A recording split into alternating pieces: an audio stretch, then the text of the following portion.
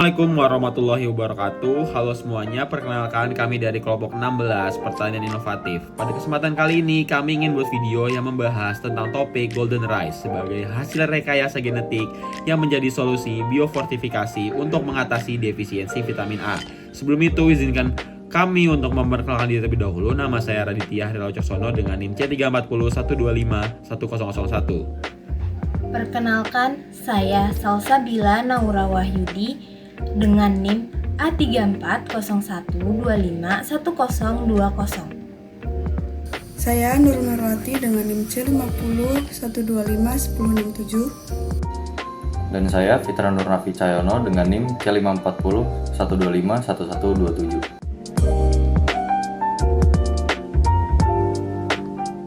Baik, selanjutnya saya akan menjelaskan apa itu Golden Rice. Golden Rice atau biasa disebut dengan padi emas adalah tanaman hasil rekayasa genetik GMO yang dikembangkan untuk mengatasi krisis defisiensi vitamin A global, terutama pada anak-anak di negara yang berpenghasilan rendah yang menjadikan padi atau nasi sebagai makanan pokoknya. Secara historis, proyek ini dimulai pada awal tahun 1990-an oleh ilmuwan Eropa Ingo Potricus dan Peter Bayer. Mereka bertujuan menciptakan solusi biologis yang berkelanjutan untuk menghasilkan beta-karoten, vitamin A, pigmen oranye yang memberikan warna khas di dalam bulir beras. Beta-karoten ini kemudian diubah oleh tubuh menjadi vitamin A. Nutrisi esensial ini sangat dibutuhkan. KVA merupakan masalah kesehatan serius yang menyebabkan sekitar 250 juta orang terdampak, terutama pada anak-anak, bahkan meningkatkan resiko kematian yang tinggi pada anak-anak. Meskipun memiliki tujuan kemanusiaan, yang jelas proyek ini menghadapi berbagai macam kontroversial karena ini disebut sebagai GMO. Jadi orang-orang masih memperdebatkan dan keamanannya ini masih dipertanyakan secara jelas. Saya akan menjelaskan tentang rekayasa genetik yang digunakan. Golden Rice merupakan hasil rekayasa genetik yang dikembangkan untuk mengatasi defisiensi vitamin A melalui proses biofortifikasi, yaitu peningkatan kandungan gizi tanaman secara genetik. Pada prosesnya, para peneliti memasukkan dua gen penting ke dalam genom padi, yaitu PSY dari jagung dan CTL dari bakteri Erwinia chordophora.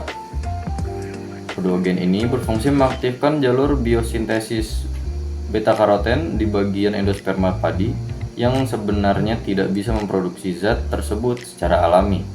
Teknik yang digunakan adalah dengan bantuan Agrobacterium tumefaciens sebagai vektor untuk mentransfer DNA rekombinan ke dalam sel padi.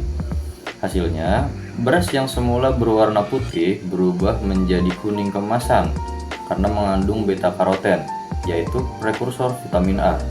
Dengan demikian, konsumsi Golden Rice dapat membantu masyarakat yang bergantung pada beras sebagai makanan pokok untuk memenuhi kebutuhan vitamin A secara berkelanjutan dan menjadi solusi efektif dalam mengatasi kekurangan gizi mikro. Saya akan menjelaskan mengenai biofortifikasi dalam pengembangan Golden Rice.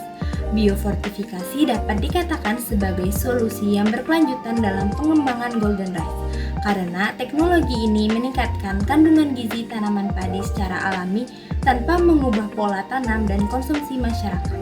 Golden Rice merupakan hasil rekayasa genetika yang dirancang untuk menghasilkan beta-karoten, prekursor vitamin A di bagian endosperma beras. Tujuan utamanya adalah mengatasi kekurangan vitamin A yang banyak dialami masyarakat di negara berkembang yang menjadikan nasi sebagai makanan pokok.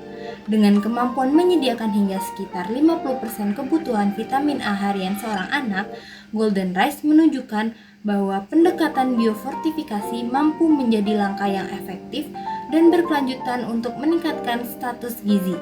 Selain itu, varietas ini dikembangkan agar tetap memiliki karakter pertanian yang sama dengan padi biasa, sehingga mudah diterapkan oleh petani tanpa memerlukan teknologi tambahan atau biaya yang besar.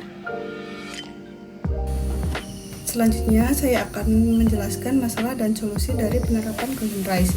Menurut Ensiklopedia Britannica 2024, penerapan Golden Rice menghadapi beberapa masalah utama, yaitu proses regulasi yang panjang. Sebagai hasil rekayasa genetik, Golden Rice memerlukan izin dan persetujuan yang lama sehingga penyebarannya tertunda. Yang kedua yaitu penolakan sosial dan lingkungan. Beberapa masyarakat dan organisasi seperti Greenpeace menolak karena khawatir terhadap dampak GMO bagi kesehatan dan lingkungan. Yang ketiga, adanya tantangan budaya. Warna dari golden rice dianggap tidak biasa oleh masyarakat, sehingga mereka menjadi ragu untuk mengonsumsi golden rice ini. Namun, Britannica juga menekankan beberapa solusi dan potensi positif, yaitu dilisensikan secara gratis. Petani berpenghasilan rendah dapat menanam golden rice ini tanpa biaya tambahan. Yang kedua, mudah diterapkan. Teknologinya tidak memerlukan metode pertanian baru sehingga mudah diadaptasi. Yang ketiga, meningkatkan asupan vitamin A. Kandungan beta karoten dapat membantu memenuhi hingga setengah kebutuhan vitamin A anak-anak dan menjadi solusi biofortifikasi berkelanjutan. Sekian penjelasan dari saya. Terima kasih. Berikut merupakan penjelasan kami tentang hasil rekayasa genetik golden rice yang menjadi solusi biofortifikasi untuk mengatasi defisiensi vitamin A. Sekian dan terima kasih.